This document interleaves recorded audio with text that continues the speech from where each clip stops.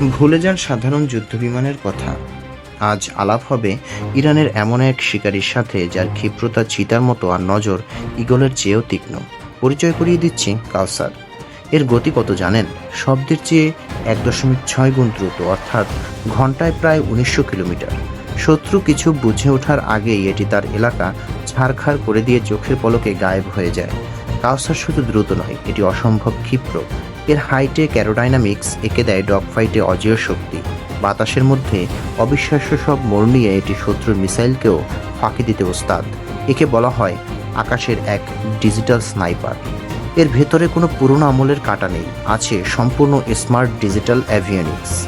Pilot চোখের পলকে সব তথ্য পায় এবং এর শক্তিশালী রাডার একসাথে অনেকগুলো লক্ষ্যবস্তুকে লক করতে পারে। এটি কেবল একটি বিমান নয়, এটি একটি উড়ন্ত সুপার কম্পিউটার।